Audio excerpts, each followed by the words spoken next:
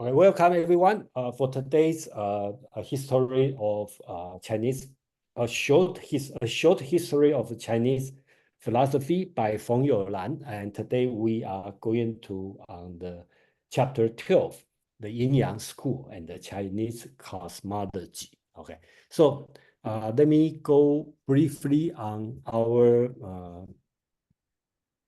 schedule. Okay. Just 1 minute.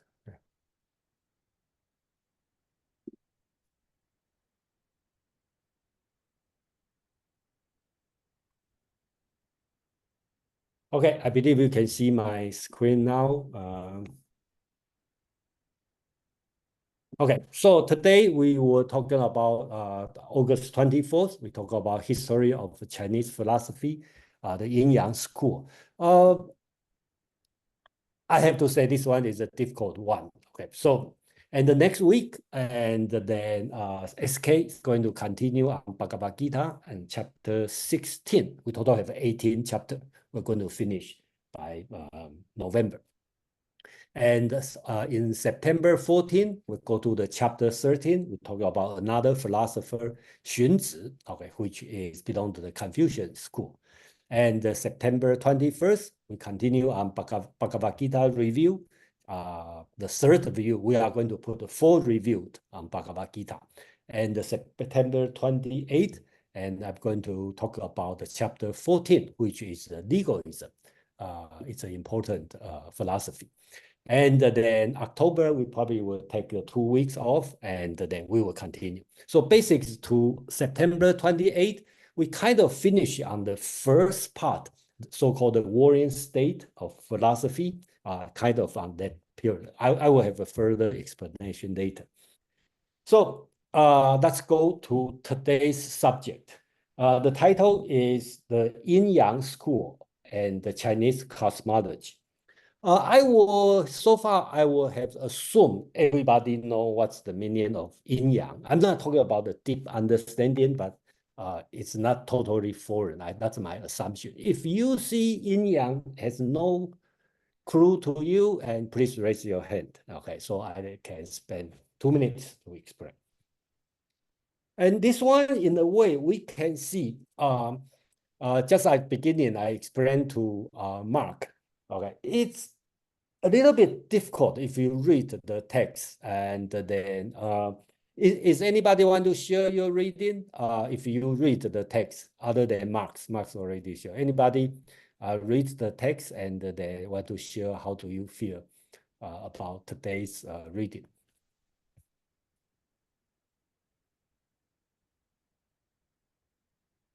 Okay, no, so I will continue. So in a way, we can see some people will call this kind of subject as Chinese metaphysics. Some people may think it's a mysticism, divination, occultism, okay, and whatever you can call. But in my opinion, it would be very similar to Pythagoreanism, okay, to the Greek philosophy, because it kind of sort of metaphysics, sort of mysticism, sort of scientific method, and it's heavily influenced the philosophy. That's my opinion. And you may agree or disagree, and then we can discuss later. So before I officially go to the text, I just, the presentation I want to show the reading is based on the book called A Short History of Chinese Philosophy, and the author is Feng Youlan.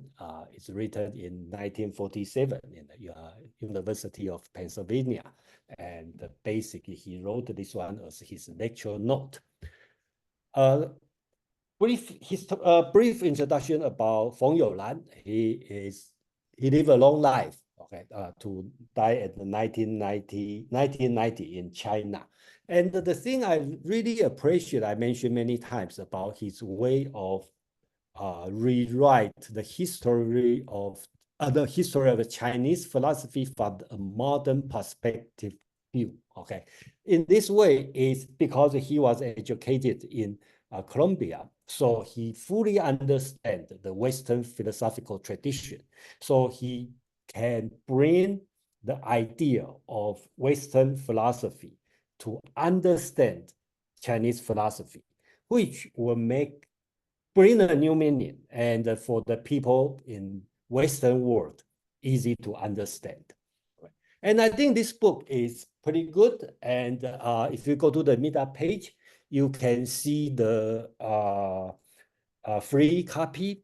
Okay, I think it's legal. Okay, free copy on the website, and you can download the PDF to read. And then if you go to the Amazon, I think they have you can buy this one, the orange one, which the one I base is in English. And when I quote, I will put the page number. I think Mark also used this version. And the PDF version is based on this one. And if you prefer reading in Chinese, that's the one on this one. That is also available in Amazon. It's a Chinese version. Or you want to read both Chinese and English, that's another one. On your right-hand side, that's another different, that's a complete version, which is not short history. So it's much, much longer. That's about 1,500 pages. And if you are really, really serious on the Chinese philosophy, you can get one to read it, and we can discuss. So about this book, we total have 28 chapters, and we are going to one chapter per meetup. So today you can see from 1 to 11. Last time we talked about later Moism. Today we change the subject. We talk about the Yin-Yang school and early Chinese cosmology. So that's what we are going to do. And the next time we are going to talk about reintroduce another Confucian scholar in the early time, which is a realistic wing of the Confucianism. Then about 1 month later, we're going to talk about the Han Feizi, which is the legalism. So one important thing I like to remind everyone, because it's difficult to read from the beginning to the end. And the good part of this book is every chapter is independent. So you don't have to read the previous chapter to understand the next chapter. So you can pick up any chapter to read it. And of course, I strongly recommend you read it before joining the meetup. I know it's sometimes difficult, but I also suggest you to have the meetup, and you can read it if you find it interesting, because after the presentation, you may find out the reading will become much easier.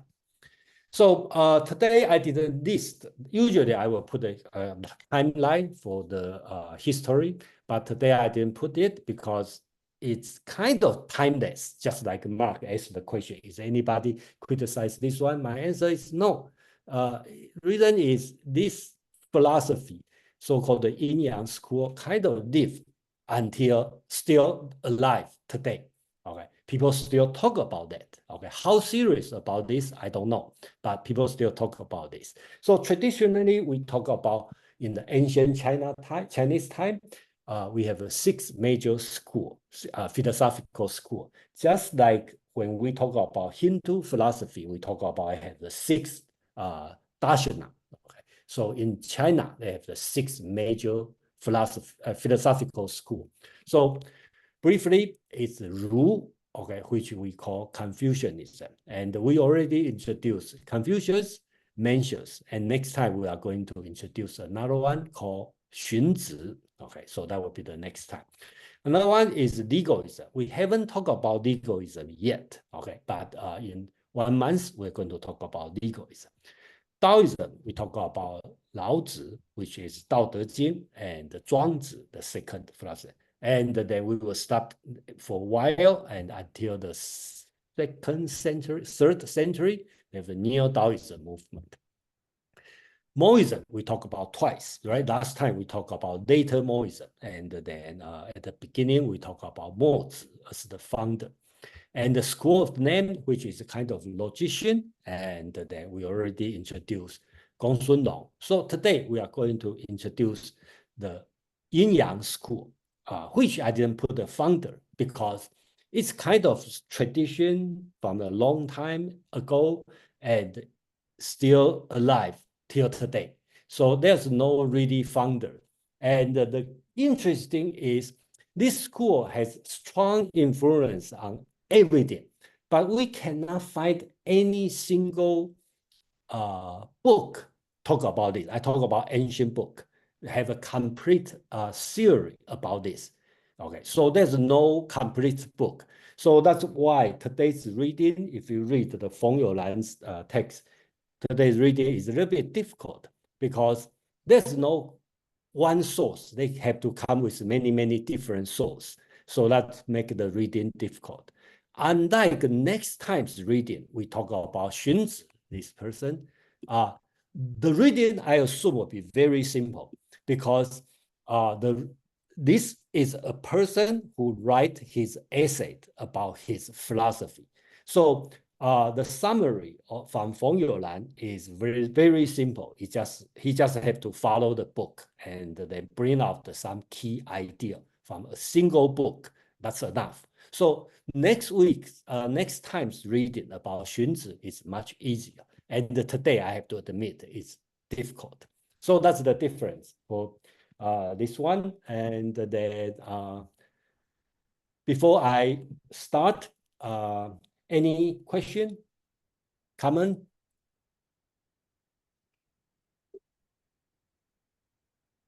Okay, so I'm going to read on the page 130. I think this one, Feng Youlan did a great job to talk about opening about this subject. Okay, he talked about occultism, or you want to call it magic, is itself based on superstition, and we no doubt about that. But it has often been the origin of science, just like Pythagorean. Okay, you can say it's a superstition, and then also the some kind of origin of science.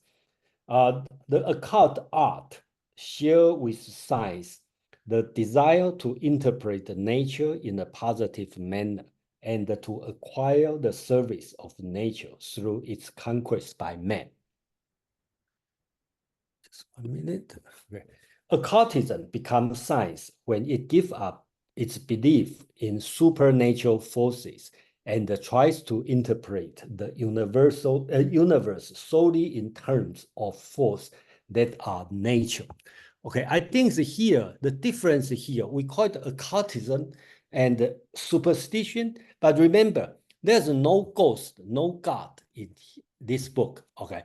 All today's subject, we talk about heaven, but heaven has no, it's not a person like a God, okay? It's just heaven, okay?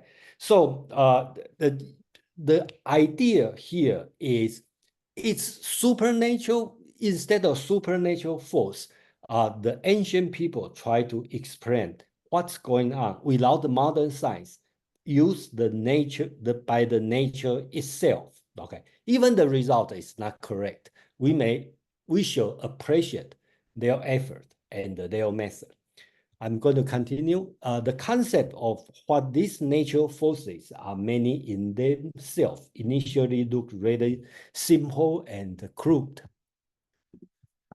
Yet in them, we find the beginning of science. Such has been the contribution of the Yin-Yang school to Chinese thought. The school represents a scientific tendency in the sense that it tries to give a positive interpretation to nature event in terms solely of natural forces. By the word positive, I mean that which has to do with matter of fact. So this one, I think, is a great opening about the Chinese occultism. Okay, so just like I explained before, the difficult part is there's no single book talk about the theory, and there's no single founder, okay, of this school. Right? So we can see it's a collective work. Just back to Mark's question, okay. Most of the source draw from this book called Book of Han, okay. This book is a historic book, but it's written at 82 AD, okay. It's not written by Sima Qian, which was 100 BC. Okay, so it's about 150, about 200 years later. Okay, it's very late. Okay, there's a book called Book of Han. Okay, and this book is a historical book. Of course, they have a lot of emperor, warlord, a lot of things, typical historical thing. But important thing for this book is that a volume called Treaty of Literature. This one is kind of the category of all book during that time. So you can see the category, they put this 1, 2, 6, 7, 8, 9, 7 category, okay? Oh no, 6 category, okay? So they put Confucians, okay, is one category. Philosopher is another category. Remember, during that time, Confucianism is the most important study. So they put a Confucius book in one.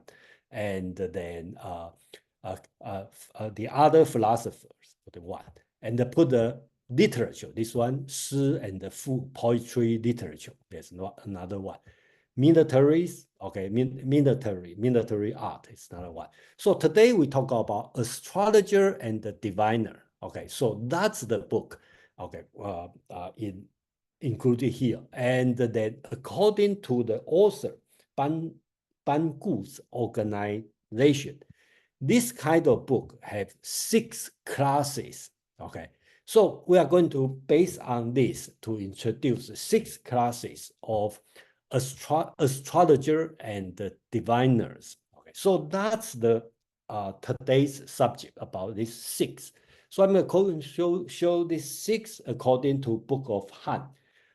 Astrology, almanacs, okay, which is a calendar, 5 element, yellow and tortoise, which is Book of Change, I Ching, okay, and the miscellaneous division, divination, and the system of form. So according to Book of Han, okay, they have the 6 classes of occult art. And then I highlight these two, number 3 and the number 4, because our concern is philosophy, okay, not the divination or fortune telling or cultural study or literature study. That's the reason, we will put more effort on number 3 and the number 4. And number 2, okay, almanacs also important, but when they connect with 5 elements. So I will try my best to put everything in this 6 category, but please keep in your mind, I will put much more, probably 80% of time, doing the part of number 3 and number 4, especially number 4. Okay. So before I go to the first part, I will talk about astrology and almanacs. Okay. For next, before I talk about that, if you have any question, okay, I can raise your hand and then we'll see. Got a lot of people join here. Let me manage the people. Any comment, question?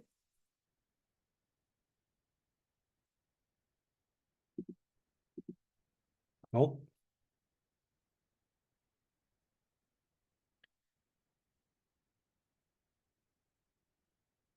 Okay, first, let's talk about Joe.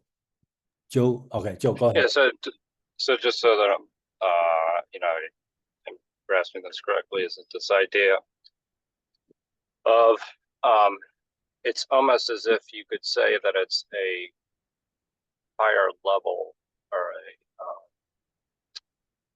it's a God inside of nature, not outside of nature. is the best way probably to think about this. You talk about God inside the nature? Well, in the sense that not in the traditional sense, the way we would think about it in terms of in Western sense, but in the terms of the idea that nature itself is the almighty, so to speak.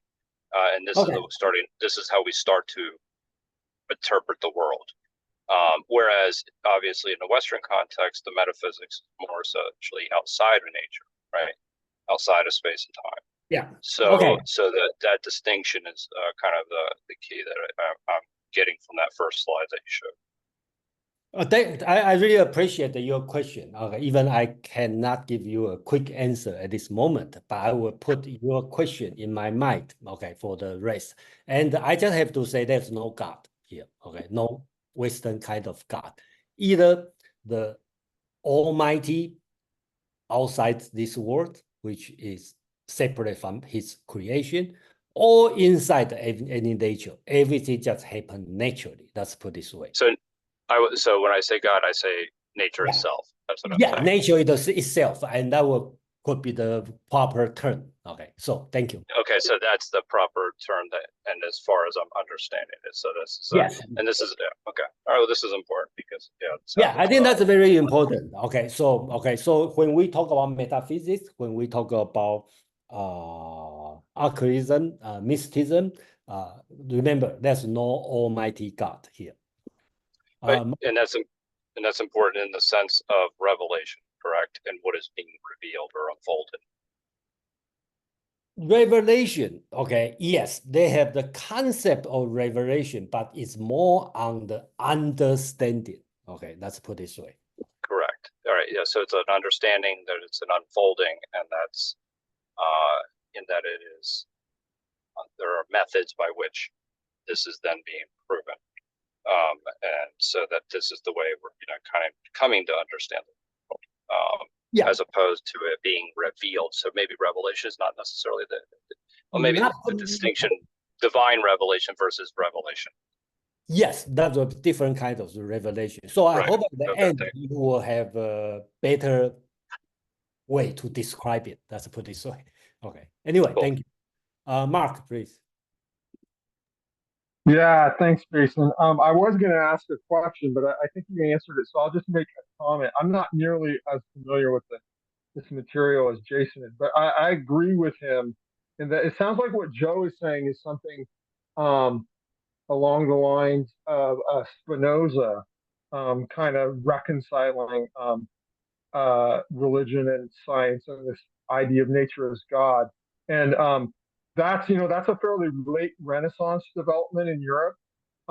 Here we're talking about philosophical trends that are more akin to the ancient Greek kind of Ionian schools and those kind of metaphysical ideas. So we're way before these kind of personifications. Although there was ancient Chinese religion at that time, which we haven't really talked about, like there's the Yellow Emperor and the creation of the universe and stuff like that, which is more akin to the kind of personified ideas about reality that Joe is familiar with from like Christianity and stuff.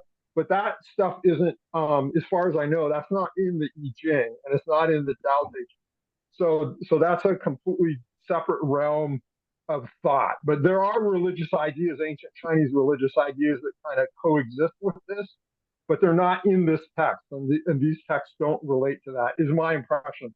Jason will correct me if I'm wrong. Okay, Mark, thank you very much. Okay, we don't know. Okay, I believe for the ancient people, they all have a sort of religion. But one thing I'm sure is in today's, at least based on my reading, there's no religion here. Okay, let's put it this way. Okay, even a lot of mysticism, a lot of divination, but God is not here to help us understand it. Let's put this way. And when we talk about Yellow Empire, we talk about ancient sage, kind of become a god, but that's happened later time. Because you will see it today, you will see us being worshipped as God. Even Lao Tzu has been worshipped as God. But that's happened later. Okay, later, much later time. Now, not in today's time. Today's time, we are still in the ancient time. That you can set your time frame about the 200, 300 BCE. Okay, that's about Aristotle, Plato's time. Okay, so that's the time we are talking about.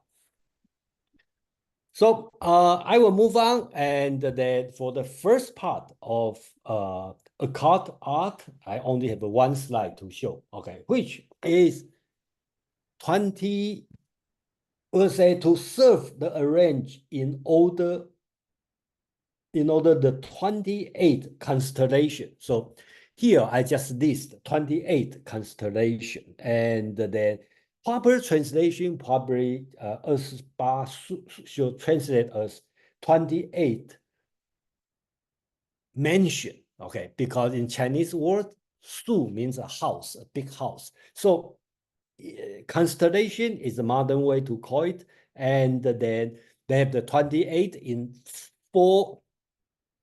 7 on each direction: east, west, north, south. So that's the way we rotate on the heaven. So that's 28 constellation, and then plus 5 planet. Okay, Venus, Jupiter, Mercury, Mars, and Saturn. Okay, I think this 5 planet is the same as the Greek concept, right? In Timaeus talk about this 7 planet. Okay, and plus 28 constellation, and then plus sun and the moon.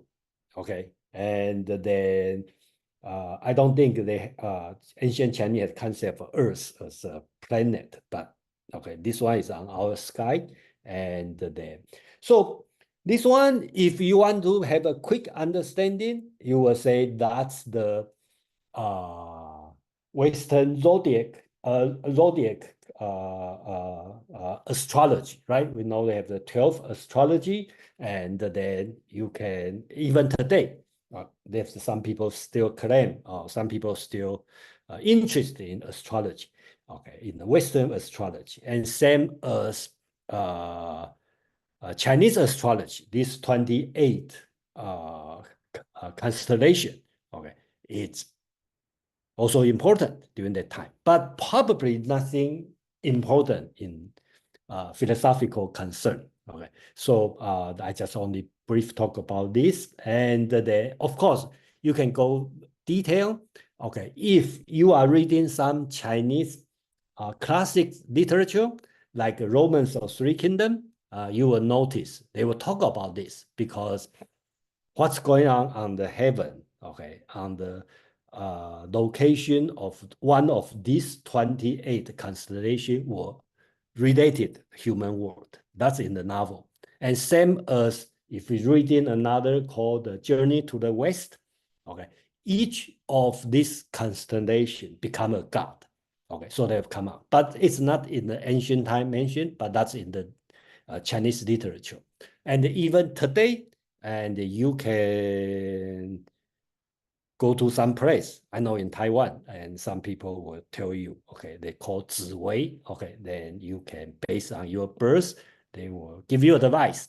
Okay, they all associate with this 28 constellation. So that's the only thing I need to talk about this occult art. And then next one, I talk about the almanac,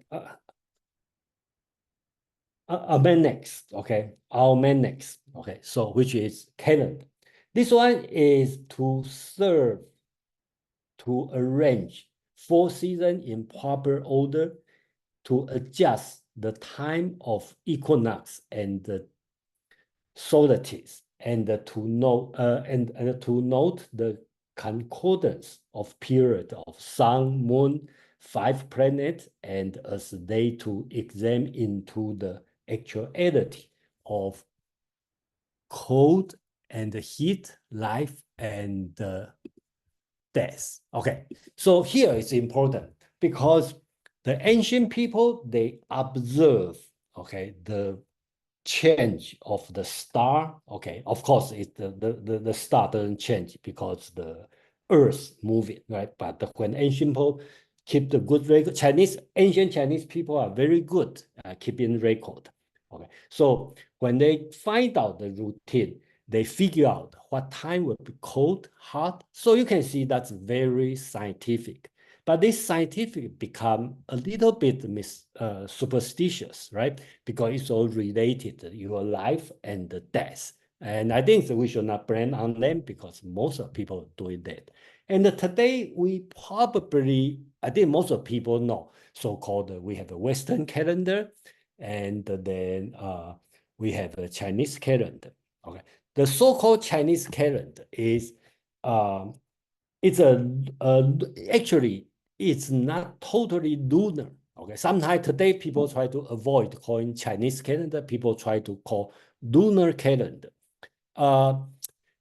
Technically, lunar calendar is wrong, okay, because it is lunisolar calendar, which is combining the solar, lunar, and other cycle for various social and agricultural purpose. So, what's the proper name to call this calendar?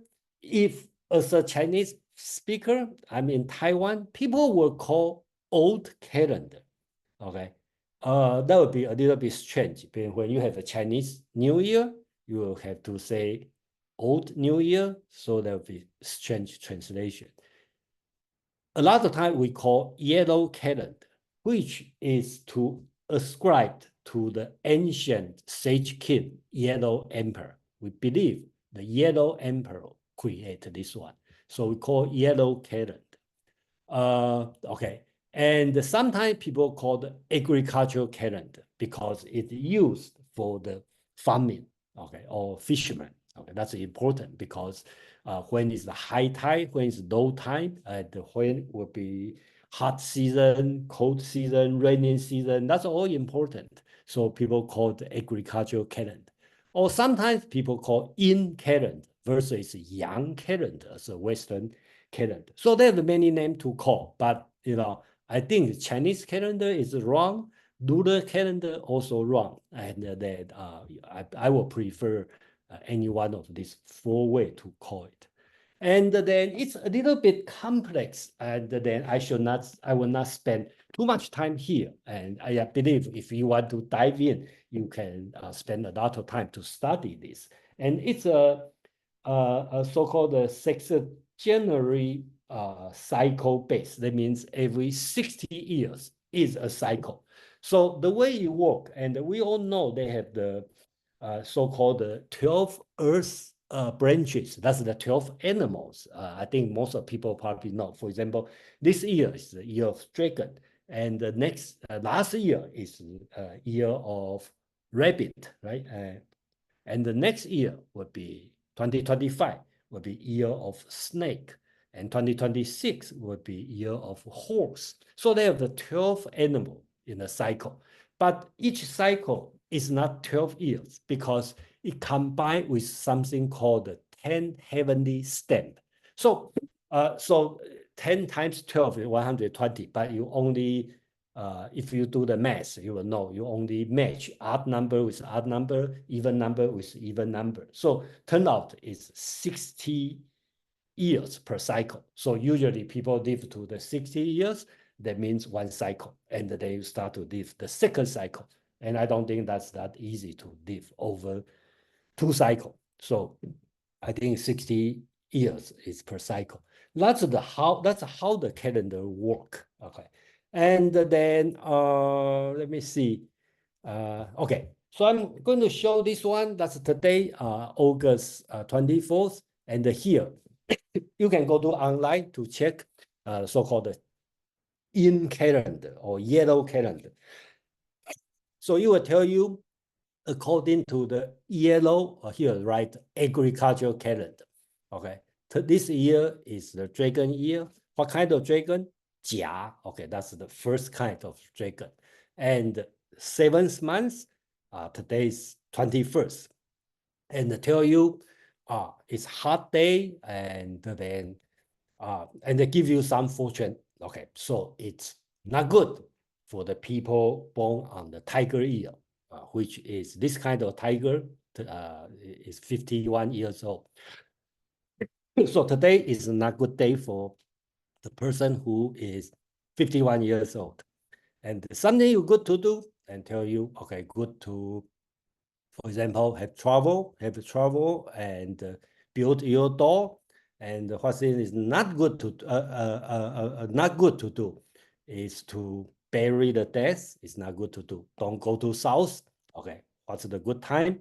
So basic, very similar to astrology, Western astrology, but here has a cycle, and then they have the certain rule. I mean, even not very familiar with that, but that's the calendar, and people still use it today. Okay, so depend on how serious you are. So what we want to talk about is this book, okay, so-called the monthly command. This monthly command is related to the so-called calendar. Okay, this chapter, I should not say book. I should say this one is chapter is come from the book of right. Okay, is remember Confucian have so-called 5 book. Okay, one book is book of right. Okay, so in this one chapter called monthly command. Okay, in the monthly command, monthly command, basic you will talk about. Let me see. It's kind of like let me see which part we should talk about.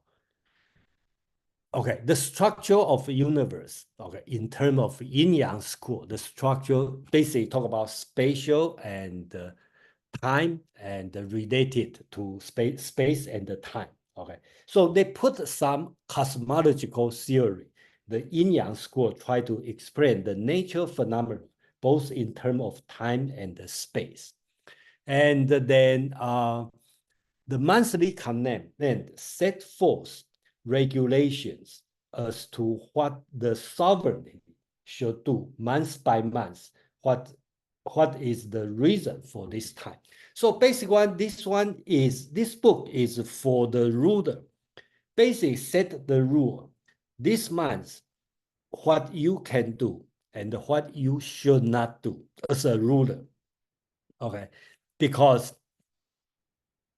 we will have a further explanation. Okay, because man's conduct should be in harmony with the way of nature. We are told that in this month. So the rule is the book try to give the explanation of every month. Okay, so for example, talk here, Feng like this, the example of the first month. He's talking about in the text is right. In the first month of spring, the east wind resolves the cold. Creature that has been torpid during the winter, beginning to move. It is in this month, vapors of heaven descend and those of earth ascend. Heaven and earth are in harmonious cooperation. All plant, bud, and grow. So that's the first month. Okay, that would be usually according to the Western calendar about the February. So that's early springtime. So during this time, the weather just change and a lot of plant and just start to grow. So what you need to do as a ruler, right? He will talk about the prohibition is issued. You should not cut down the tree, okay? Because I think the reason is environmental reason, right? And what you need to. So you will see, start from explanation by the nature law, and they give you a moral law according to what's going on this month, and you should not do something, and you should do something. So it will continue, right? In each month, the sovereign fails to act in the manner befitting that month, but instead of following conduct appropriate to another month. For example, this month is, let's say today is August. You should do something, but you do something else Then it tell you, give a clear list about the punishment you will receive. Okay, so you will see this one, and of course I don't encourage unless you want to become a special scholar. I don't think we should read the text or bring the original text to read. It will be very boring, but basically it's just this, month by month, and give you an explanation, the nature phenomena, and then tell you what you need to do and what you cannot do. For example, the first month, you should not wage war or warlike behavior, because that's the time everything just grow. And if you have a war, then you will damage the nature. And I remember usually the war you should wage after summer, okay, because you already have a harvest. So if you have some problem with your neighboring state, you can start the war during that time, and you should end it in certain time. If you don't do that, and then you will receive the punishment, and it is different kind of punishment as a warning. Okay, so that's the purpose of the monthly command, and which associate with the second art, the occult art, is almanacs, the calendar, and which you can see it start from kind of stuff from the explanation of the nature law and bring a moral law and ask the sovereign or ask the ruler what to do. And this kind of what to do become today's everybody receive as today we see so-called yellow calendar, and I just showed before, right? So become like astrology, and that's the source of that. So I will end here on the first part before I move for the important subject, 5 elements. So if you have a question, and just again, I don't think we should spend too much time to discuss the detail about the calendar. So you have any question or comment?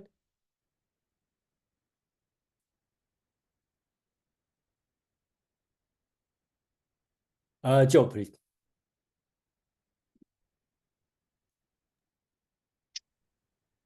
So basically, you're searching for patterns within nature in order to understand how to not only engage with nature, but also engage in harmony with the universe. Right. So, okay. So it's a pattern seeking approach. Yes. To understanding the world. Yeah, okay. I agree. That makes sense. Yeah. Yeah, it's a pattern. And the advantage of ancient Chinese people, because it started with agriculture.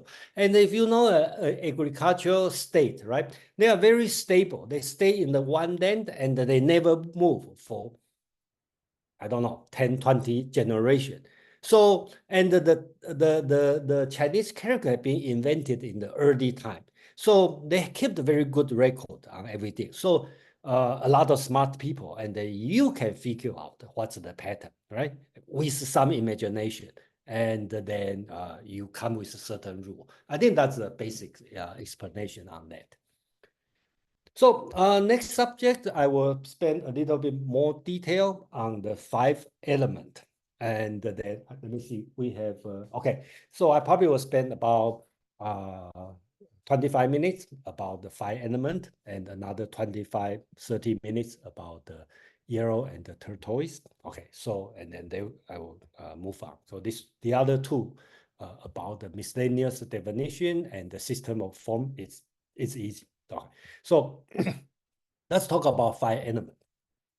So I think Mark already mentioned about this, and then I will assume it's not foreign for. Okay, so let me start from here. Okay, let's talk about what is 5 elements first. Okay, today we talk about, even today, this day, okay, year 2024. Okay, if you speak Chinese or you grow up in the Chinese culture, you should know, okay, well, I think everybody probably know, okay, 5 elements. What's 5 elements? Fire, earth, metal, water, and wood. That's 5 elements. These 5 elements, and then a little bit detail, they are related, okay? So this arrow is a cycle, okay? That means it produces, right? Fire will produce earth, earth produce metal, metal produce water, water produce wood, wood will produce fire. Okay, so that's the circle. Okay, so they produce each other. They all kill each other. Wood will kill earth, earth will kill water, water will kill fire, fire will kill metal, metal will kill wood, wood will kill earth. So that's another cycle. So they have the two cycle, killing and the producing. Okay, so that's the basic understanding of five element. And I'm not talking about ancient time, I'm talking about today as today. Okay, if you deal with feng shui, deal with fortune telling, dealing with Chinese medicine, okay, acupuncture, okay, almost everything is the East Asian kind of technique. These five elements is running there, okay.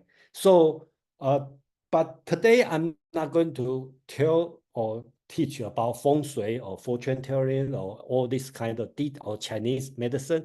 I'm going to talk about is how does this one important or how does this one impact the Chinese thought and the Chinese philosophy.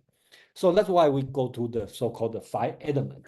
So the translation five element is a little bit, I would say, in a way I should say wrong, okay, because I think because the influence of Greek and the Hindu thought, they especially Greek have four element, right? What's the four element? Okay, so they have a four element: air, fire, water, earth, right? And that's four element.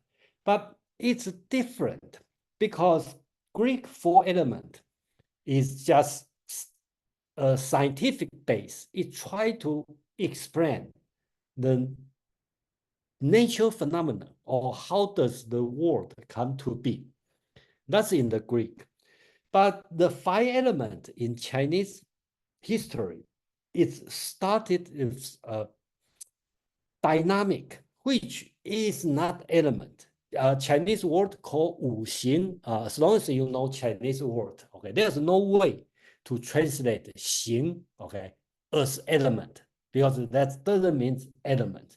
That means action, okay.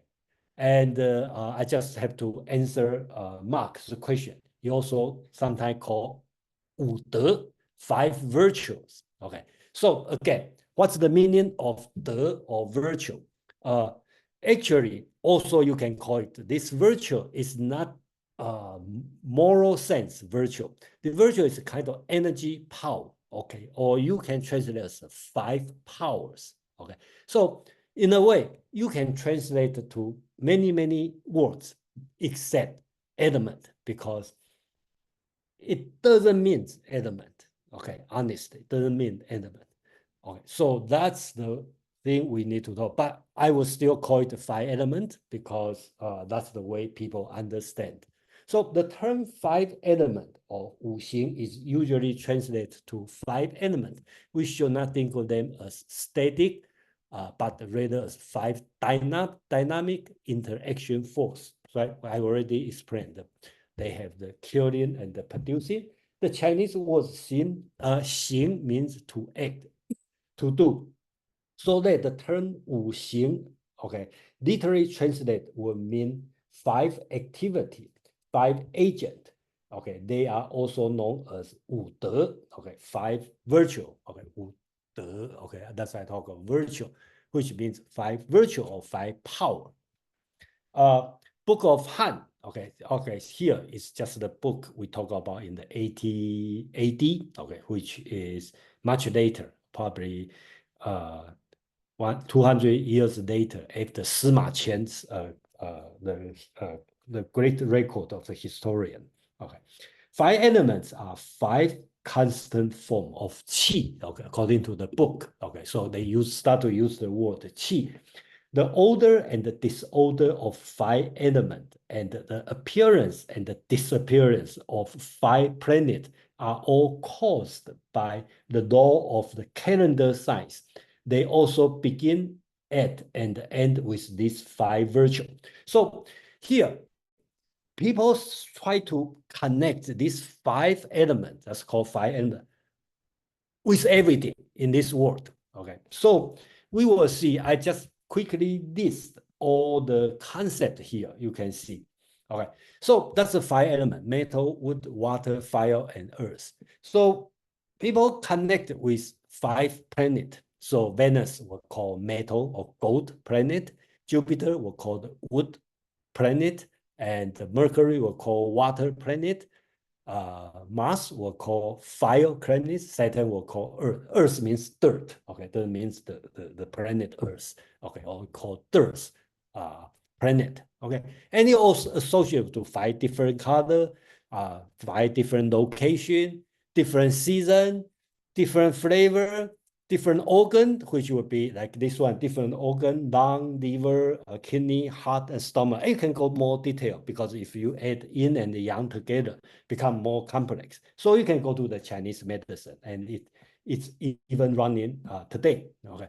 So one thing I also like this is in Japan and today, each day also based on the 5 element. So in Japan, they will call Saturday as Earth Day, okay, Tuesday as Fire Day, Wednesday as a Water Day, Thursday as Wood Day, Friday as Metal Day, Sunday as Sunday, and Monday as Moon Day. Okay, so there's a 7, 5 planet, and that. So also in Japan, also use these 5 elements to name, to represent things. So in this way, I think 5 elements just don't take as Greek concept of 5 element, 4 element in Greek, because in Greek, the reason is the element. If you read Plato's Timaeus, right, talk about different triangle, 3-phase, 4-phase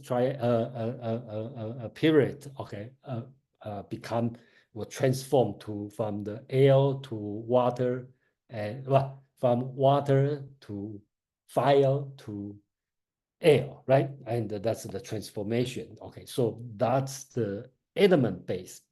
And then in Chinese, 5 element, or so-called 五行, is dynamic and they interchangeable. And then I just quickly to put this chart here to give you one example about these 5 elements being used in the philosophy of history.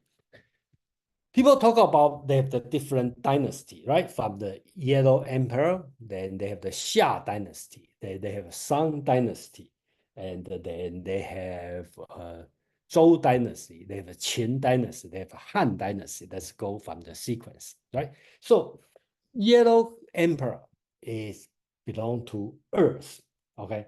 And then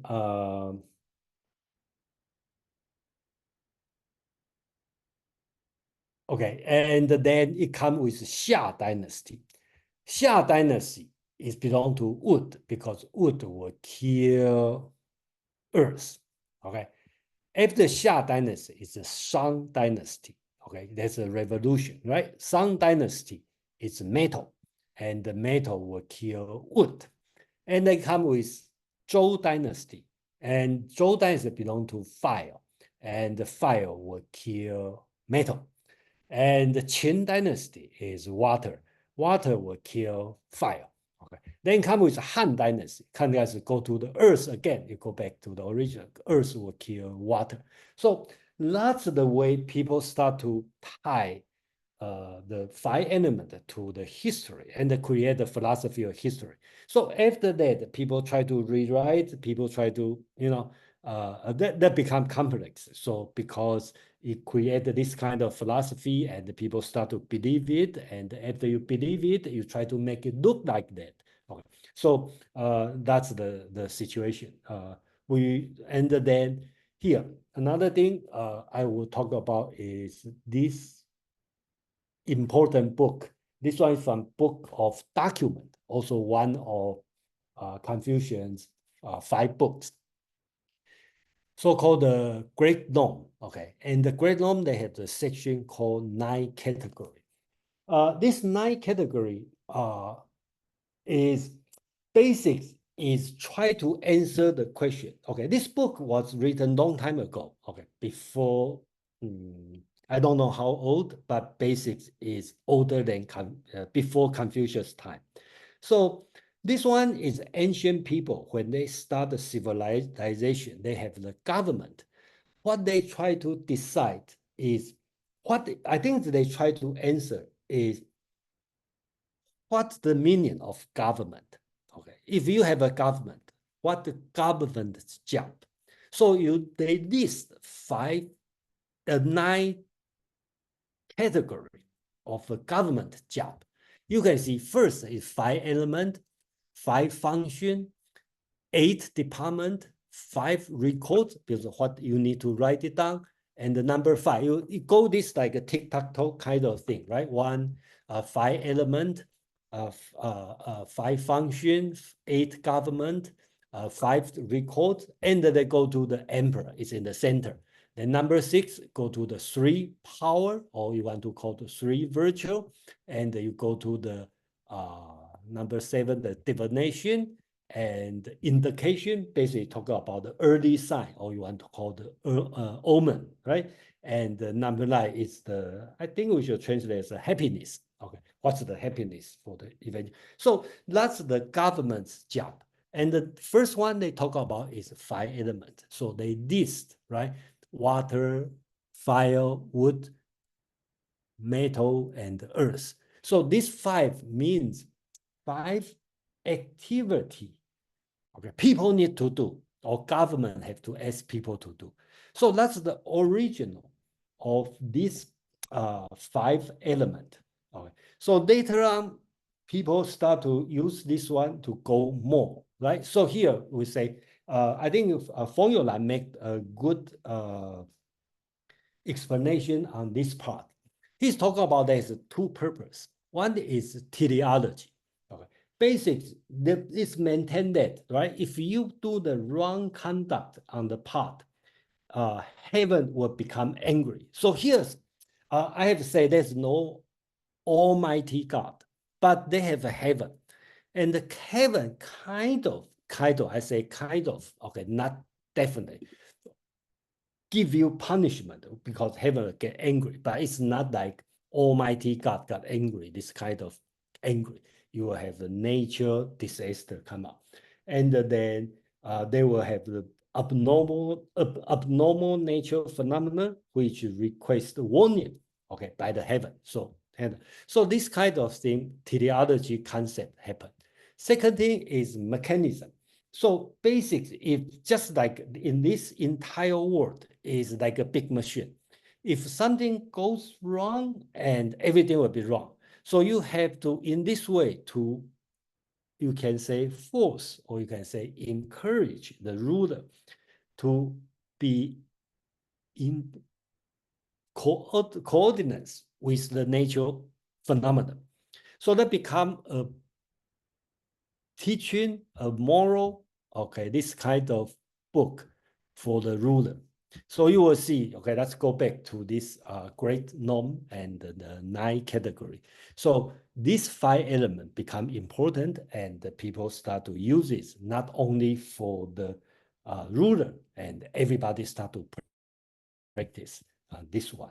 So before next one, I will introduce a person who kind of, okay, put this one together, but it's not complete. Okay, start to write it. That's probably the only author we can find in the ancient time talking about 5 elements. Okay, so I will stop here for a while. If you have a question, comment, you want to discuss so far.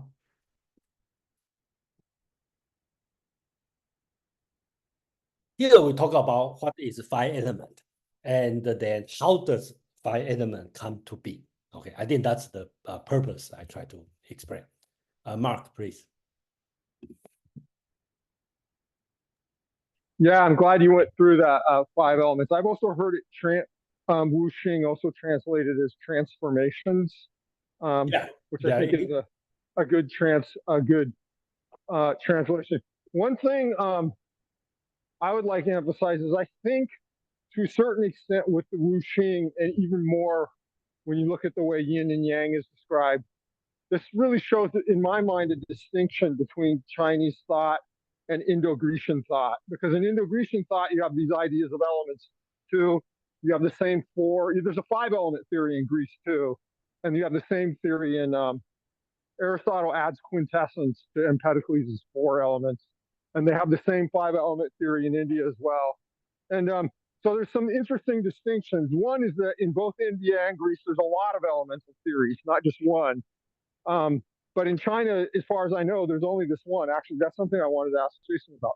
But the other thing that's really important is that both in India and in Greece, you have this idea of atoms, of these indivisible particles that can't be subdivided, and they're composed of different elements. And then the material world is composed of these elements mixed in different proportions, which produces the diversity of the world. That's both in India and in Greece.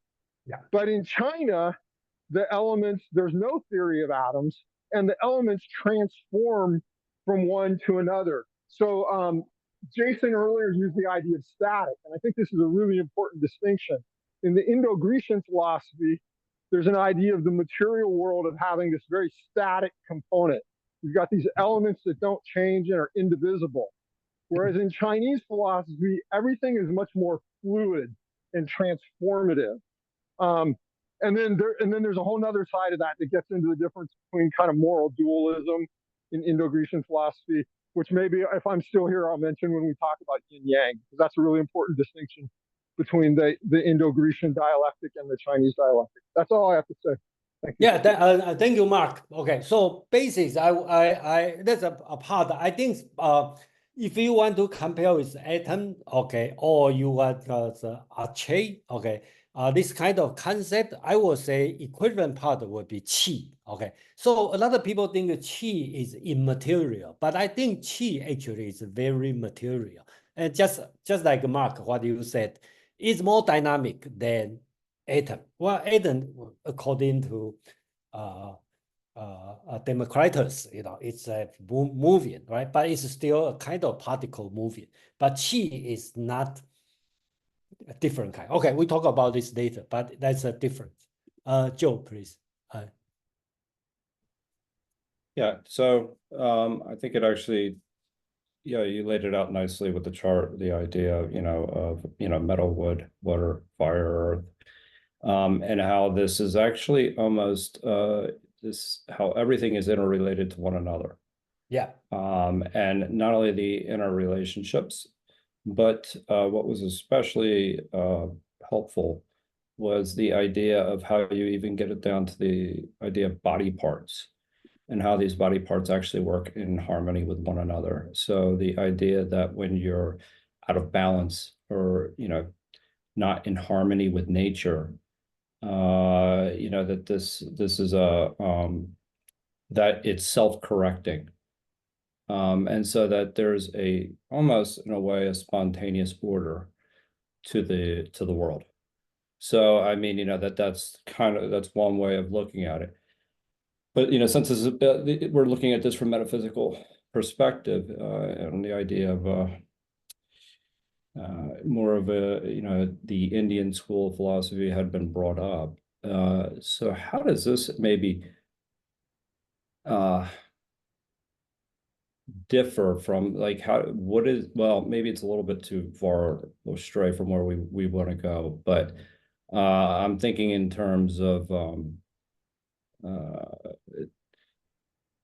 I was thinking in terms of even how the idea of reincarnation would actually work in terms of Indian school of thought versus what something like this in creation and destruction actually work. Now, I mean, so that they're very different though. I mean, I'm trying to think about it just from different approaches that each philosophy would take. So, ignore that question, but nonetheless, I think the way you laid it out is a it's clear as to what how everything works together and is seen as in unison, and how they actually see the idea of flow and being in flow with nature, as opposed to kind of being out of balance where things get disrupted. Anyway. Well, thank you, Joe. One thing I think I think last time you asked me about Chinese metaphysics, and Correct. Yeah. I probably gave you a wrong answer. Okay, so today we talk about Chinese. No, yeah, and I think that this is I'm kind glad that of you getting joined. to. Okay. No, this is helpful, because this is what I was saying, and what I would like, maybe we can revisit is this, and this is what I brought up before, this idea that, metaphysics didn't necessarily, there wasn't necessarily a metaphysics, but then how that related to will, to the individual's will, and I think that that's actually an interesting point to explore. Yeah, thank you. Okay, about the individual will, and probably I would say in Chinese ancient philosophy or entire Chinese is that. Okay, we not much about individual, and to me the individual will is more is in the Taoism, especially in the Zhuangzi. Okay, but we will not go talk about this part today. But I just kind of give a warning sign. Okay, about when we read this part. First, I already mentioned there's no Almighty God here. Okay. Number two, there's no reincarnation here. Okay, because Buddhism hasn't come yet. Okay, so they don't know reincarnation. There's no concept of reincarnation. Number three, emptiness. Be careful about the word emptiness, right? Because during this time, people don't talk about emptiness. Okay, they talk about not being, but not exactly the same as Hindu or Buddhism, the emptiness. So just we are not going to discuss in detail. Just please just remove this thought. Okay, emptiness, reincarnation, and Almighty God away from today's subject, because it's not dealing with this. So I'll move on to same part. We are talking about 5 elements, and quickly introduce this person called Zhou Yan. Okay, Zhou Yan is the person during the 500 to 240, so it's around the Mencius time. Okay, so he has been viewed as author. Okay, we don't say the author or the founder of Yin-Yang school. He just happened, okay, to have one person who wrote a book about 5 elements and the yin-yang and put something together. His purpose, same as all philosophers during that time, their concern is how to resolve the problem during that day, which is a lot of war, okay, a lot of disorder in the society. So all philosophy we talk up from the beginning of this year up to today, the deep question they have is how to resolve the problem. What's wrong with today's society? So his solution is based on 5 elements and yin and the yang. Unlike Confucius or all the Confucians talking about ritual, talking about morality, or you want to go back to Moism, they talk about universal love, okay, to resolve the problem. Taoism talk about let's get out of this world, let's live by ourselves. That's the way to resolve this problem. And Zhou Yan's idea is solutions through yin, yang, and the 5 elements. So, but basics, his concern is 2 things, okay? One is, I think his method is according to formula. His method is first to examine small object and extend this to large ones until he reaches what was without limit. So I think that's interesting. We can call it empirical method or inductive, and in a way it's very similar to Francis Bacon, and we also can call him a Baconian solution to understand this world. So just like typical example, you start to watch the world, right? All swans are white. If you see this swan is white, that one is white, this one, you never see any other color swan. So you draw the conclusion, all swans are white. Okay, so that's the way of Baconian or empirical solution to understand the world. And then Zhou Yan used this method, and with wide, suppose according to strict or we call the scientific method, right? We do the observation and we put the logic, strict logic, to develop, to induce, okay, a bigger solution. But since Zhou Yan doesn't have this kind of strong logic, so he used 5 elements, the concept of 5 elements, and with his own imagination. So in a way, we can call him a historian or scientist, but his concern is space and the time.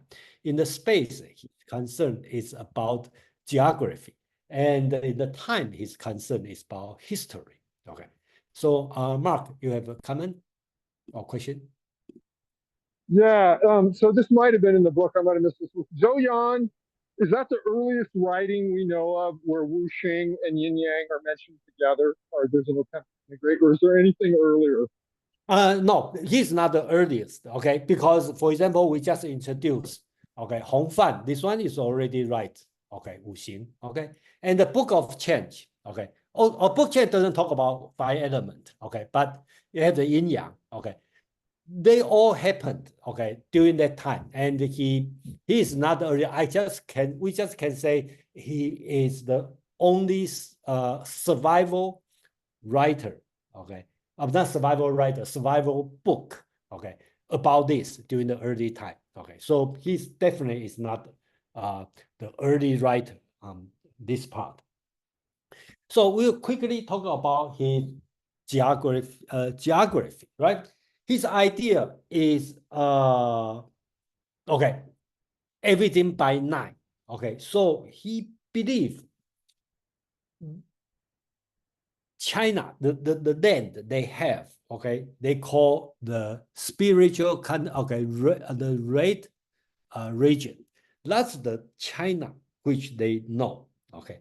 So he believed they'll have nine different regions, okay, in one continent, okay. So there were total 9 regions altogether to form a continent, and each continent was surrounded by water. So how many continents in this world? He believed they have the 9 continents. So total in this world will have 81 region, or in other way, 81 state like China. Okay, that's what he believed. And you can see it's very rough and very nobody believes that's true. But you can see his logic. He bases it on what his observation. Okay, China and it's in the center. They have others believe they have other state.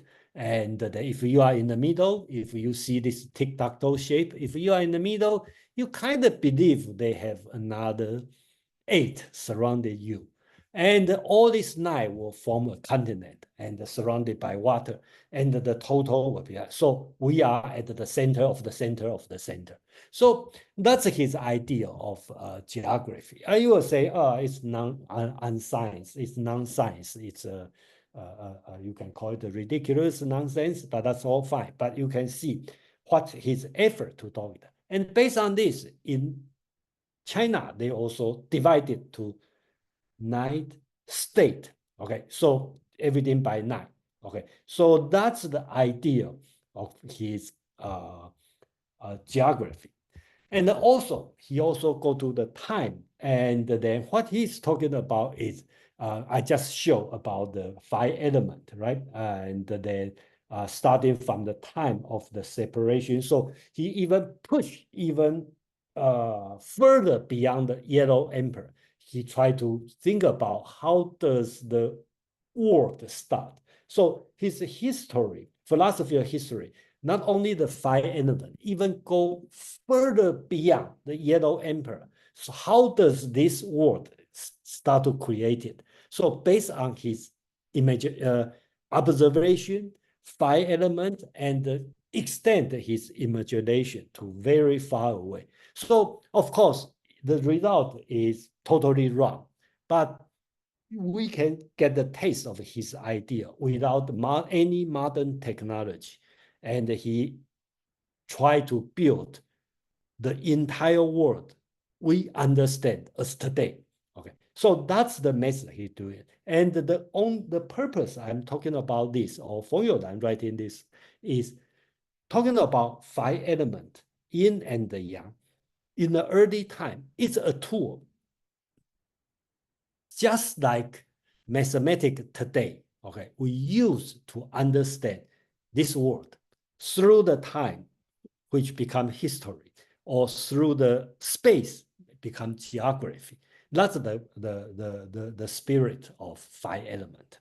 So I will stop here, then I will move to the next part, which I see as very important.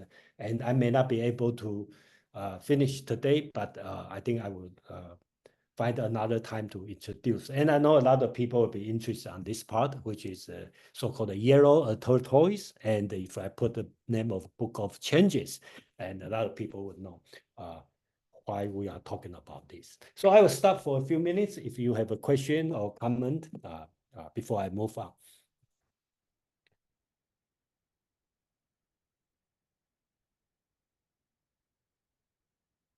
Okay, that's enough. So, okay, let's move on. So, Mark. Sorry, I'm kind of slow with my phone. So yeah, there's something I wanted to ask you about the Wuxing. Okay. So like in the Tao Te Ching, there's a chapter where it talks about the 5 sounds and the 5 tastes and the 5 colors or something like that.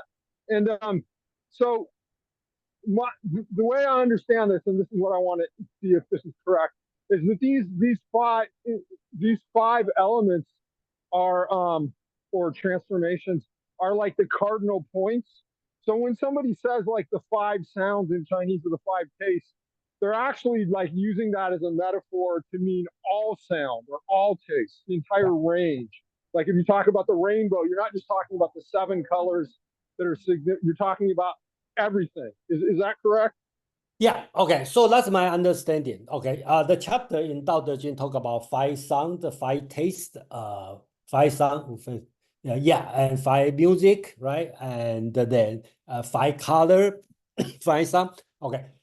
I think it means all. Okay. But some people will associate with 5 element. And I disagree. Let's put it this way. Okay. That. And one thing is very important, since we are going to talk about I Ching, okay, the yellow and the tortoise.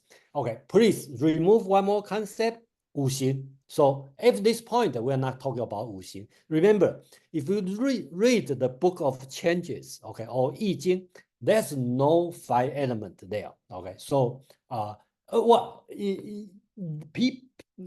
later people start to put 5 elements on that, but in the Book of Changes, it's not talking about 5 elements. It talks about yin-yang and 64 different so-called gua or hexagram. Joe, please. Yeah, just to follow up on that question. So the idea of the 5 elements, then you're saying, are not necessarily these, you just mentioned a moment ago, you didn't think that it meant the 5 elements, or when people use it as saying when you have sounds or smells and taste and these other sensory experiences that they're not aligned to the 5 elements, are you saying, or they are? Because so I guess, these are principles within a framework, right, that you're saying then. So but what I'm asking is like kind of where is the highest, what would you say is the highest level then? I'm trying to figure out, because you said that I'm just trying to parse through what you just mentioned, the idea that some people will say that it means the 5 elements. But okay. Well, okay, if you talk about related, Mark's question is he's talking about the one, I forget which, probably chapter 12 or something, I forget. That's sure, yeah.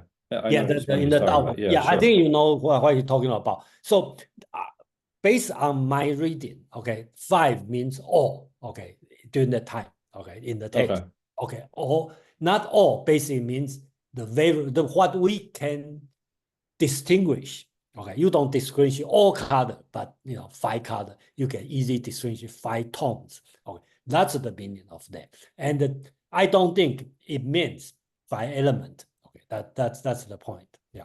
But so I'm looking about it in terms of the graph that you showed, that the idea that you have there's a cross logic, right? And there's a vertical. So that the way you go back to your, graph. So yeah, you have the planets, the colors, the locations, and everything, and then you have metal, wood, and everything. So sounds would not necessarily fit into oh, that. no. Okay, please. Okay, so here I just randomly pick something. Okay, so you Sure. could have the sound, you could have many things. You have your sense. Do I list the sense? There's no sense here. You can have so this one is not in original. That's I'm going to show is later day, even today, people start to use this 5 element to resolve anything. For example, Right. just like in today's science, right? For example, you want to study the quantum physics. Okay, the opening didn't tell you what is the quantum physics. They start to list all kinds of equations. Okay, you have to dive in. Okay, so this kind of concept here. Right. So, okay. I mean, I see what you're saying. It's obviously there's the inner relationships. Yes, the that you can see. I was just you want to see. Yeah, you Okay. can do this way, and you can use your own creation to do that. But I'm talking about the original. Probably don't have this one. Okay. Okay. Okay. Appreciate that So clarification. that's why it's difficult than Confucius, legalism, Taoism, whatever, because it's a clear cut. That's an ancient philosophy. But for this Yin-Yang school, because it's still running today, because people still do it, depend on what job, what kind of concept, where you live, and what culture you receive, what religion you believe, and people will look at and tell you in the different way, and it's still there, and that's why it becomes difficult. When we explain, we have to separate. We are talking about ancient time. We talk about today. You talk about people in America, people in Taiwan. That they probably see things different ways. So, okay, so let's do this part. Here I just follow the book, and here is the text here is from the book of Han, basically introduced. There's 2 concepts called 战 and 补. Okay, 战 is yellow stem. That's a kind of plant, right? And the turtle shell and oxbone, and then okay, so that's easy to see. Okay, so basics, that's the turtle shell. Okay, and I think you can see it in the Taiwan National Museum, Palace, the Palace Museum. You still can see it. Okay, and then they have the turtle bone, and then they just hit it, and they have a crack. Based on the sign, they do the prediction. So here, what's the person is a junzi, okay, a gentleman, a superman, or basically you talk about a ruler, is going to do something or travel to somewhere. Okay, he acts that, which is 赞 and 补 and get the message, and he will follow the instruction. That's the purpose. So you have to 赞 and 补 repeatedly, and the spirit and deity will respond. Animal, okay, will respond. Okay. So basics, that's the way to do it. And here I just show us today. Okay, I think this one is, I take picture from Taiwan in the temple. They have the stick, right? That just represent the yellow stem. Okay, so you just pick one. Okay, and well, of course they have some worship. Okay, so you just do some offering. You just pick one, and they will give you a number. Okay, you just go to the label. Okay, associate with the number. And here will tell you what's going on. Okay, so you can imagine in the ancient time. Here I just try to explain how does the book of changes, or so-called I Ching, come to be. How does it happen? Because they have the divination.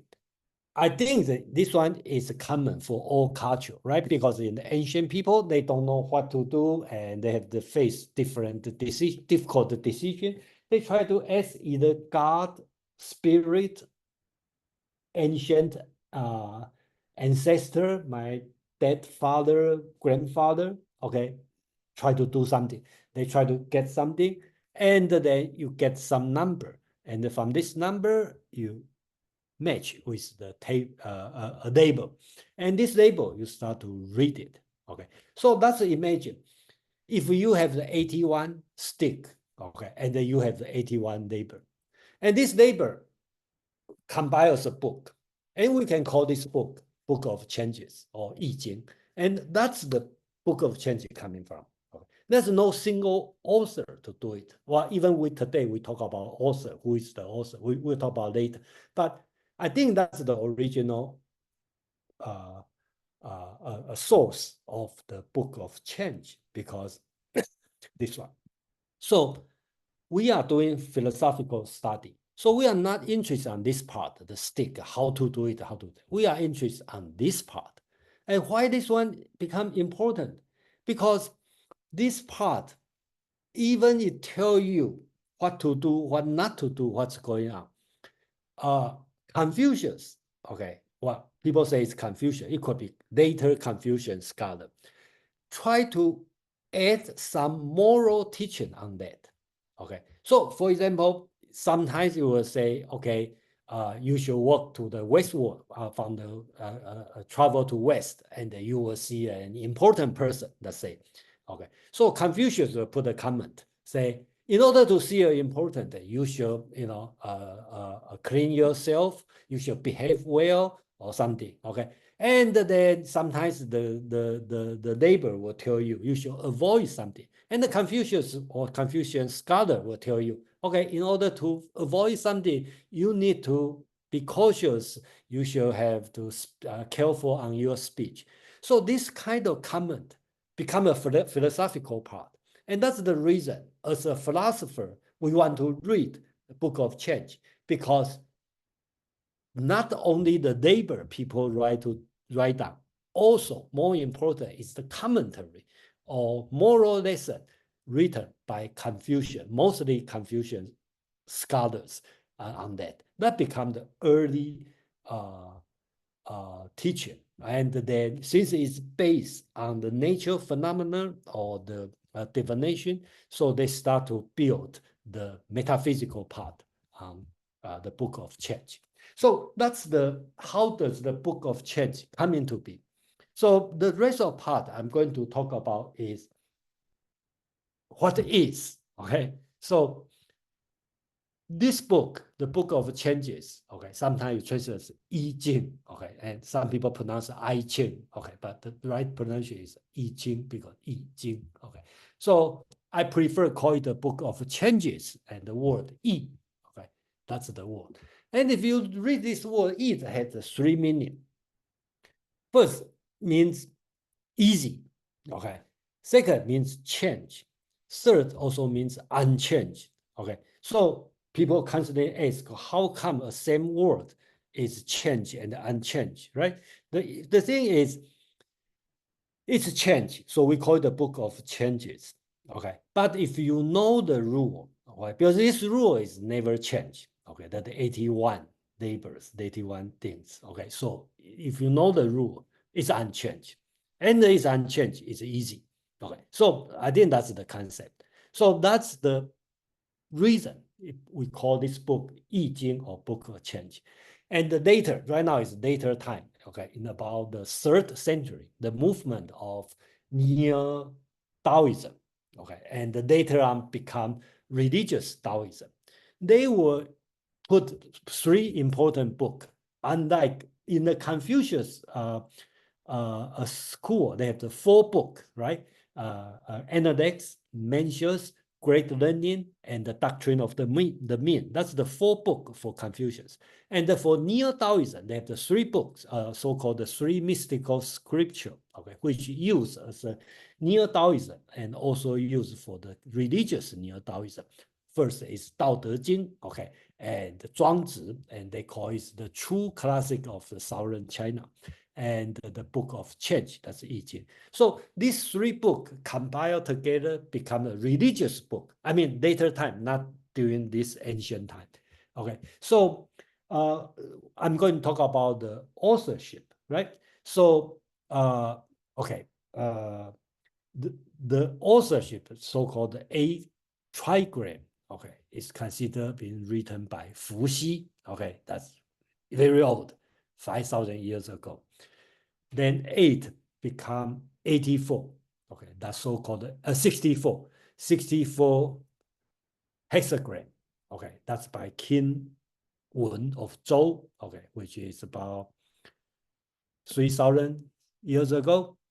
And the text talk about the labor, okay, is written by Duke of Zhou. It's about 3,000 years ago. And then they have something called 10 Winds. That's the moral teaching associated with each label is by the Confucius. Okay, so all this one together we call I Ching. Okay, so that's the brief introduction of I Ching, and then the book. How does this come up? And I will stop for a few minutes, and the rest I will just quickly show you what's inside I Ching. Okay, but without go to detail about the book. Okay, I just try to explain how does this book come in from, and second, what is this book? Okay. So I stop here for a few minutes. If you have a question, comment on that.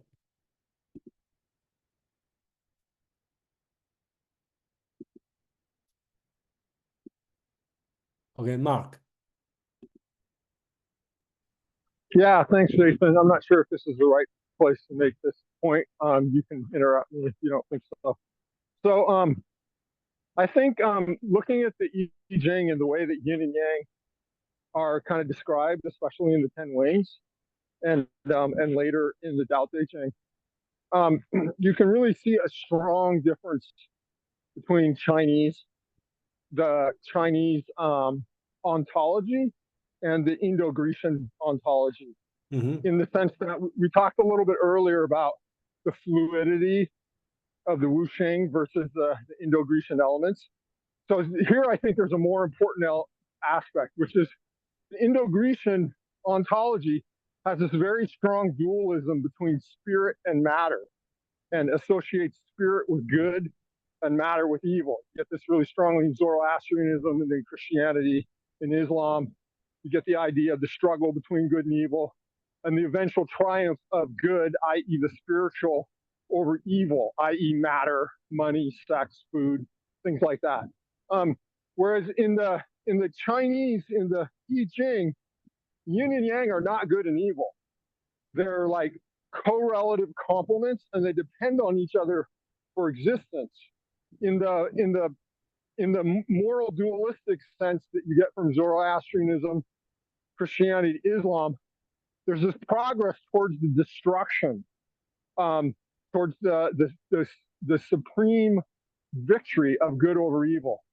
But the I Ching and in the Tao Te Ching, you have more of this sense of a cycle and returning to the same point, not this progress towards an ultimate goal. So I think that's really important in understanding like how social concepts are expressed in things like Confucianism versus Christianity. And I'm particularly interested in any comment Jason has. Thank you. Oh yeah, thank you, Mark. Yeah, I totally agree with you. But I'd like to mention one thing about in the Chinese philosophy. Even the dichotomy is not on the spiritual and the matter, and then it's on the yin and yang. But yin and yang definitely is not associated with good and the evil. But yin and yang will create fortune and the misfortune, and subtly, okay, especially in I Ching, you will see they associate fortune, misfortune to the good and the evil. That's another interesting part. Let's put it this way. Yeah. Joe, please.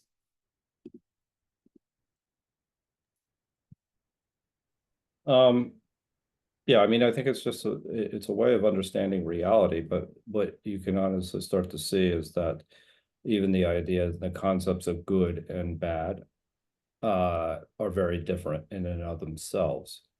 So the idea of in harmony or not in harmony with nature. So there's that kind of, there is that interchangeable, that fluidity that kind of expresses itself even through language, but it is also even in how the you can see it in the way the languages and the cultures actually emerged themselves, right? And you know, the way the concepts are captured more in Western culture, whereas in Eastern culture it's not as much about the division of things, a strong division of things. It's more about the expression of the concept in a way that well, I mean, it's tonal, even if you think about it in linguistics in Yeah. a sense. So there's that aspect of it as well. But there's this harmony that exists within it. But it is interesting because even if you were to break it down to the ideas of good and bad, that's a way of kind of drawing sharp distinctions as opposed to thinking about it in harmony or not in harmony. So that, you know, that it's just interesting to think about it from that perspective, and you can start to see the framework that actually helps to create that level, that understanding of the world. Okay, thank you, Joe. Okay, I think you bring up one thing very important is about harmony and in harmony. I don't know. Okay, so that's Disharmony or whatever. Yeah, disharmony. Okay, so okay. Or not in harmony, whatever, however, the opposite. What's the right word to use? I mean, it depends on, I mean, Okay, let's say not harmony. That's not harmony. Yeah. Discordant. Okay. Being and not being, I don't know. Okay, so in the so I think that's a very important concept here. That's why I think you go ahead before because in the book of change, right? If you talk about you try to find out one of the 64 number and you match the neighbor tell you what to do, what not to do, which is harmony or not harmony, this kind of two concepts. Then Confucius put this way, give you advice, which if you try to be harmony will be fortune, and then which is good, and you not harmony, they will bring you misfortune, which is evil. Okay, so I think that's the way come with the dichotomy of good, evil, versus with the fortune and the misfortune. That's how they. Right. Yeah. I think that, yeah, thank you for pointing that out. That's and that is an interesting distinction. And this drives that, like this understanding of the universe, and is essentially driving that type of language. Okay. Okay, so right now I'm going to show a few slides, and then I don't expect go to too much in the basics. I just want to, since we talk about Book of Change, I just want to show you what is the Book of Change, how does it structure, and how to read it without reading it. Okay, so first we talk about 8 trigram. Okay, if you talk about yin and yang, right? The solid one you call yang, and the broken one you call yin. Okay, so you can see as a binary system, right? 0, 0, 0, 1, 0, 0, 0, 1, 0, 1, 0, 0, 1, 1. Okay, so you can see, and then that's the so-called the Fuxi. Okay, the 5,000 years ago, the ancient sage king created this one. So this is simple, right? That's 8 different symbols to represent 8 different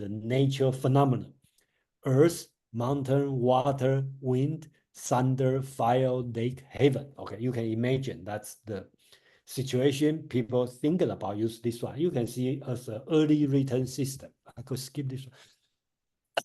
And later on, of course, you will know 8 is not enough. So people start to put, okay, according to the historical account, King Wen of Zhou, which lived about 3,500 years ago, he put 2 together, right? There's 8 different phenomena, and with another 8 different phenomena. So 8 times 8 is 64. So you create the so-called 64 gua, and sometimes you will call the hexagram because they have the 6 line. So here's the table. Okay, there's 6 one. Each one has a name. Okay, so all this one is, you can imagine the stick, right? The yellow stick, yellow stem. There's 64. Okay, then you consider this 64. Then the text for each symbol, they will have the label. You can imagine you have the label, and then you write what's going on, blah, blah, blah, blah, blah, all this information there. And then you can go even detail because you have the 6 line, and each line you give a name, right? So you have the 64 hexagram. Each one have a 6 line. So your total becomes 384, so-called yao, and sometimes you want to call line. And then you can go further, right? Because each one you can give a lesson. Okay, so I use this one so-called the strong power of the great. That's the symbol. And then it go to different explanation, each one by one, one by one. So here I put the Chinese word and then, okay, this one. So that's all this information should put in. So I'm going to skip to, that's all we have if you want. So that's, if you want to look at the, read the book, that's the book writing about. Okay, so each symbol, one of the 64, right? They have a general description, and for each of these 64 hexagram, they have the 6 lines, and each line have its own explanation. So that's come with enough, a book. And later on, people start to put the commentary on that, which based on the tradition is Duke. So start put commentary, they put the so-called judgment, so-called 系词 the judgment. Then he start to tell me, this one is good, this one is good fortune, this one is bad fortune. Then Confucius also start put metaphysical interpretation on each hexagram. So each line also put on that. So the commentary start to put on, and a lot of them are the moral lesson. So you will see, then we come with the so-called 10 winds. Okay, I like the name. It calls 10 winds. Basically, you can, wind is something lift up. So before it's a divination, and right now you lift up. Okay, they have some metaphysical sense. They have some moral sense. So like here, I list the 10 winds here. So that's so-called judgment A, judgment B. Okay, so 64 hexagram, traditionally separate from 1 to 30. That's so-called part A, or and the 31 to 64, so-called part B. So they have the judgment A and judgment B, which is some moral lesson on that. And then they have the so-called image A, basically describe how it looked like, general description, and B, 2 part on that. And so-called appendix 1, appendix 2, that's by, okay, so the number 5 and number 6 is the most important. And then they put a commentary on each one, and then they explain on each trigram, and then also have to explain about the sequence. Why does it number from 1 to 64? Also a sequence. And it will come with so-called miscellaneous hexagram. It's a mnemonic, teach you how to memorize this 64. So all this one combined together, we call 10 winds. So another metaphor I like to use is, let's assume you go to the Chinese restaurant and with a few friends, right? So I've been talking about, assume we are philosopher, we interested in philosophy. So we go to the Chinese restaurant and we order 10 courses, that's a 10 win. So we eat there. When you finish, they bring the fortune cookie, okay, 64 fortune cookie, and you grab one, you get one. So that's the idea, okay? So I would suggest, if you read, okay, Book of Change, we should read the 10 winds, okay? And then go to the 64 hexagram and then know this one. And each one associates. That's the way to understand this one, but not all in your interest, because you may not interested in the divination part, you may not interested in moral teaching, you may not interested in metaphysics, depend on what you are interested. So that's why I make this book a little bit complex to fully understand. And then that's also difficult to introduce this book. And then here a few I probably will skip, and that's very important. If you want to read Book of Change, I will suggest read from the Appendix 1, Chapter 1, okay, which according to tradition is written by Confucius himself. He start with heaven is lofty and honorable, and earth is low. Kind of dichotomy Mark talking about, but you will see how does Confucius build this hierarchical society, right?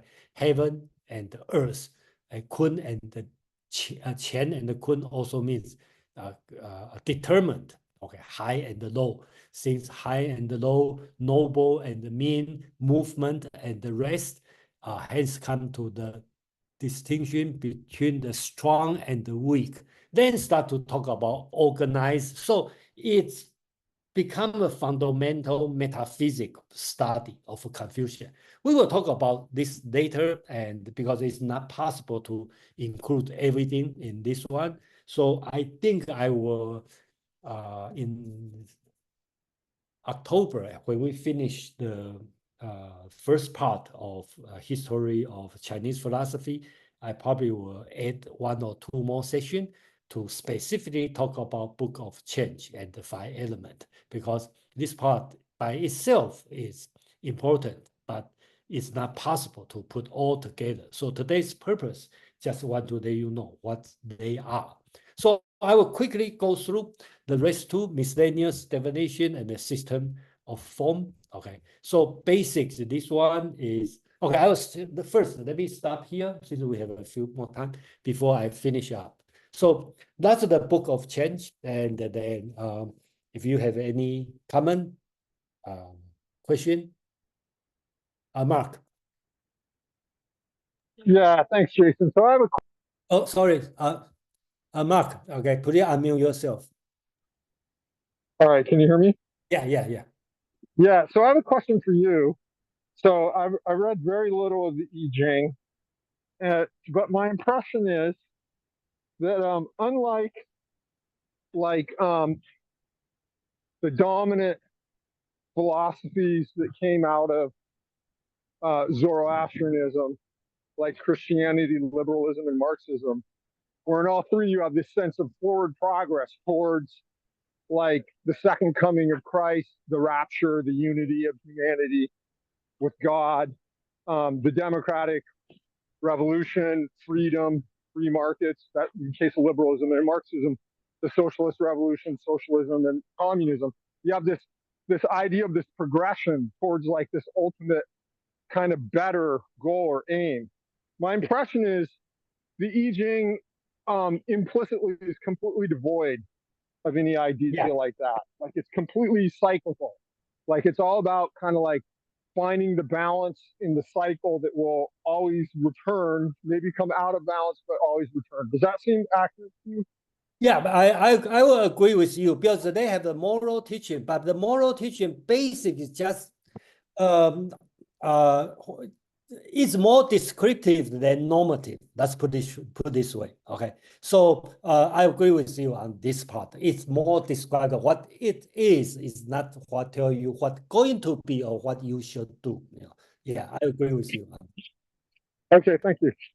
Madeline, please. Yes. Hey, Jason. Hi, everyone. Thanks. This is terrific. I love this chapter.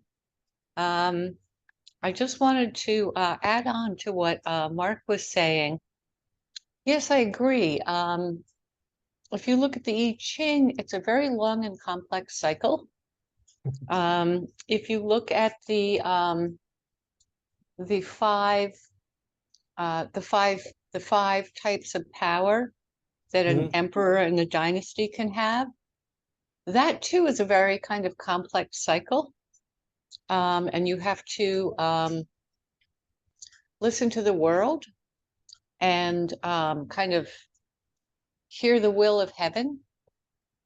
And then there's the 5 action system, or we'll call it the 5 agents, which gets translated as the 5 elements. But as Jason has discussed, at least on previous occasions, it's really about how things act upon each other. So there is, and also how they can destroy each other. So you have this whole cycle of actions going around with the 5 actions. And then you also have these destructive things, you know, like earth can destroy fire because it can smother it. Excuse me for a second. Earth can destroy fire because it can smother it. Fire can destroy water by boiling it into steam. Water can destroy stone. The focus is really on the actions. Yeah. And so once you get all these different things going on, you've got the 5 actions, the 5 destructive things, you've got the yin and the yang, you've got the 64 hexagrams. Suddenly you're balancing out one heck of a lot of things. And you haven't quite encapsulated the whole universe, but you've almost gotten there. I thought one of the most interesting things in this chapter really was when Feng Youlan talked about that there were 2 possible explanations for things. One was teleological. I assume he meant theological. Teleological. Right. Yeah, I think he must have meant theological. But it was that the I think it's a teleological. Oh, okay. That the heavens, yeah. that the heavens would speak, or through the gods that would speak through the world, and then that would manifest. Okay. Showing the displeasure with the emperor. And then there was the more scientific one, which was kind of an automatic mechanical thing. And I thought that was a terrific distinction for him to look at and to draw out. Yeah, Madam, I agree with you. I also highlighted one, but I will double check. It's a theology or teleology. I believe it's teleology. I believe. Yeah, it doesn't make sense in the context. I think it might have been a proofreading error. Probably you are thinking about heaven as a religion. Okay, but I'm not sure. I'm not sure, but I will double check, and then I will give you an answer next time. So, okay, thanks, Jason. I got your point. Yeah, it could be teleology, theology. Okay. Yeah. Joe, please. You know, I appreciate that, because I was thinking about that in the sense that when it does state in the chapter, like when one part comes out of order, the other part must be mechanically affected. The theory represents the scientific spirit. So the idea of a scientific spirit that he talks about, and that's a direct quote from the chapter. How the Yin and Yang school, while the other reflects the occult origin. So, you know, that, and this is this idea of how the idea of mechanical is what I'm trying to think of, and how that relates directly to harmony, in the sense that even almost if I'm trying to think about it in terms of and this is very crude, but even in terms of, like, if it were an assembly line and there were a bottleneck, and there were a bottleneck on the assembly line, and the idea that something becomes out of balance, that it's no longer in an element of flow, that it is that one part's impacted and that the entire line is impacted. So that this is a way of kind of understanding how the whole universe flows within an extremely complex model. So it's interesting to think about it in terms of that, in that way, and looking at it as from a mechanistic standpoint, versus, you know, kind of, yeah, I mean, in general, it's just, it's interesting to think about it in terms of flow, even in an instance, from a micro perspective, as well as a macro perspective. Anyway, all right. Okay, thank you, Joe. Madeline, I got the answer. It's a teleology because I checked the Chinese text. It said the 目的论, so that's a teleology. That's not wrong. And he tried to. My understanding of the theology basically talking about what is God, the nature of God. And here, to me, has no problem to understand as a teleology because he's talking about the sovereign, okay, the ruler. If there's something not harmonious with the nature phenomena, you will cause some result. Okay, kind of like Darwin's evolution. If you don't fit this, you will get some consequence. Something like this, not in the sense of God punishment. Okay, so in this. Oh, no, I wasn't thinking of theology in Western terms. I just meant that I guess a supernatural forces, let's call it. I don't think that means the super nature. Okay, I think he meant nature. Okay, because heaven is nature. That's right. pretty. Yeah. Right. Okay. Well, Yeah, thank you for checking that. Yeah. But I just for sure it's teleology, and I never thought it should be theology or something else. So, okay. So, but Thank you. we have a different understanding of the meaning of heaven or the meaning of theology. I think that's the okay. So we will bring to the end. Okay. So the last two will quickly introduce. Miscellaneous definition basics in today is talking about numerology because you still see it, okay? And then different way of so-called glyphomacy. Okay, so you write some Chinese word based on the construction of the word, and the people will tell you what's your fortune, what you should do, something like this. There's many different kinds. Dream interpretation, okay, also part of that. And the number 6, study of form. And you still see it today. For example, today we talk about feng shui, or sometimes called the physiognomy. Okay, so based on your look, you have some more on your forehead, and you have what's a big mouth, and then all kind of things. Okay, so if you read the novel like Romans of Three Kingdoms, okay, that guy Zhuge Liang or the guy who can tell this what kind of person, okay, he is, then based on that, and they can know the personality and the fortune or misfortune, this kind of thing. So it still exists today. Okay. Finally, I will show this one. Last time I traveled to Taiwan in the famous temple. Underneath, over their side, they have the people. You can see the lady here. He is telling you, he's doing the same thing. Okay, he can tell you by the astrology and the thing. And also say Japanese okay. So that means that a lot of Japanese tourists come here and to ask for that. And look like they don't take the Western customers, so there's no English part on that. So I believe probably it's too far away for the Westerner to believe this kind of divination. But I just want to show it's still popular, okay, in the Eastern Asia. So I will end for today, and then sorry a little bit over time, and I'm glad people are still here. And then I